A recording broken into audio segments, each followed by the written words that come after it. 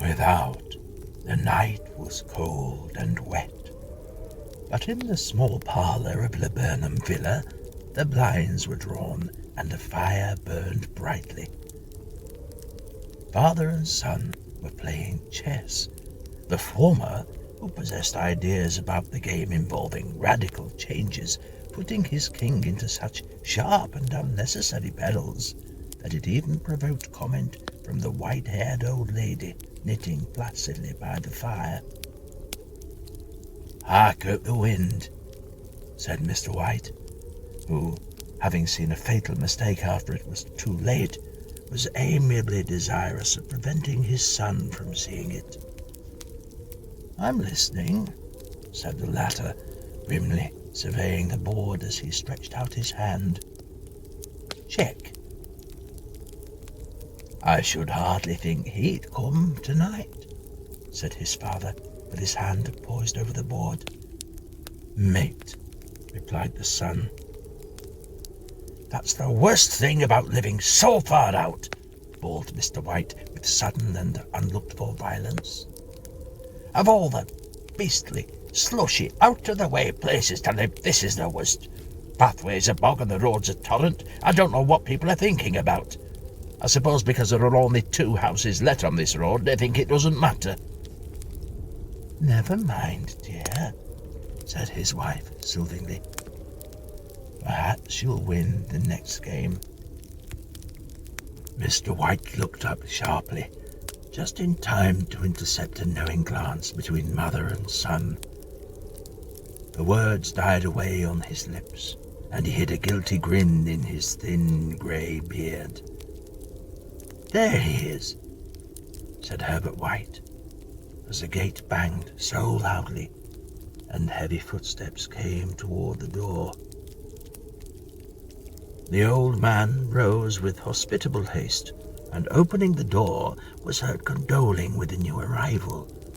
The new arrival also condoled with himself, so that Mrs. White said "tut tut" and coughed gently as her husband entered the room, followed by a tall, burly man, beady of eye and rubicund of visage.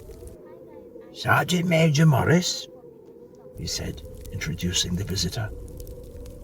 The sergeant shook hands and, taking the proffered seat by the fire, watched contentedly while his host got out whiskey and tumblers and stood a small copper kettle over the fire.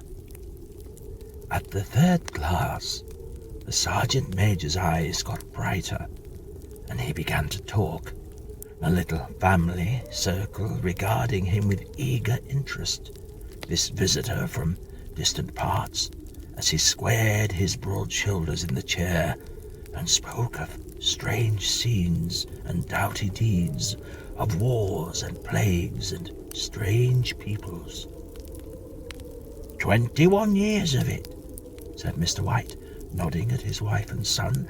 "When he went away, he was a slip of a youth in the warehouse, and now look at him." "He doesn't seem to have taken much harm," said Mrs. White politely. "I'd like to go to India myself," said the old man, "just to look around a bit, you know." "Better where you are," said the sergeant major, shaking his head. He put down the empty glass and, sighing softly, shook it again. "I should like to see those old temples and fakirs and jugglers," said the old man. "And what was that you started telling me t'other day, about the monkey's paw or something, Morris?" "Nothing," said the soldier hastily. "Leastways nothing worth hearing." "Monkey's paw?" said Mrs. White curiously. "Well, it's just a bit of what you might call magic, perhaps," said the sergeant major offhandedly. His 3 listeners leaned forward eagerly. The visitor absent-mindedly put his empty glass to his lips, then set it down again. His host filled it for him. "To look at," said the sergeant major, fumbling in his pocket. It's just an ordinary little paw, dried to a mummy." He took something out of his pocket and proffered it. Mrs. White drew back with a grimace, but her son, taking it, examined it curiously. "And what is there special about it?" inquired Mr. White, as he took it from his son and, having examined it, placed it upon the table. "It had a spell put on it by an old fakir," said the sergeant major, "a very holy man. He wanted to show that people's lives were ruled by fate, and that those who interfered with it did so to their sorrow. He put a spell on it, so that 3 separate men could each have 3 wishes from it.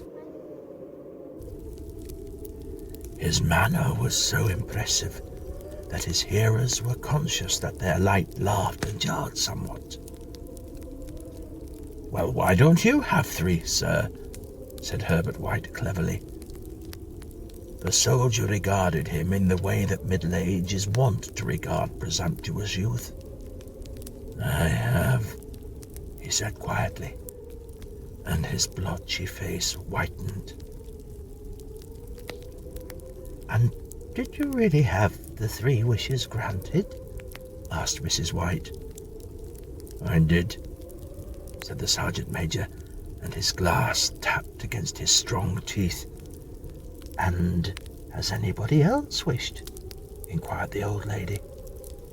"The first man had his 3 wishes, yes," was the reply. "I don't know what the first 2 were, but the 3rd was for death. That's how I got the paw." His tones were so grave that a hush fell upon the group.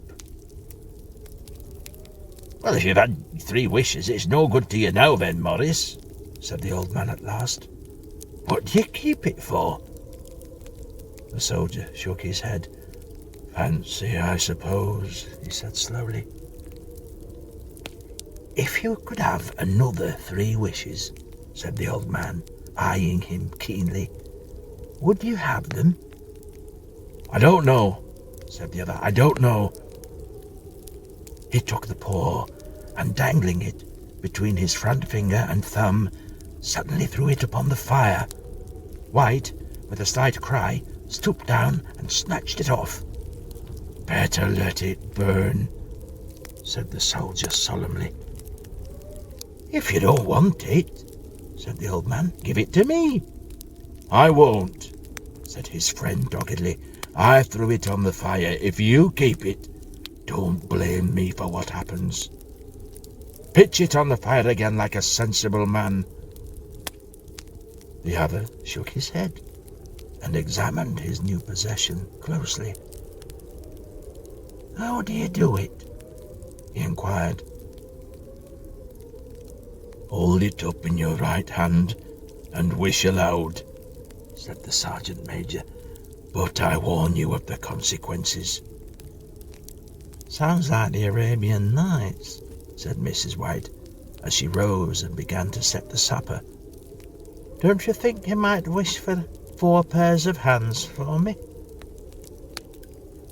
Her husband drew the talisman from the pocket of his coat, and then all 3 of them burst into laughter, as the sergeant major, with a look of alarm on his face, caught him by the arm. "If you must wish," he said gruffly, "wish for something sensible."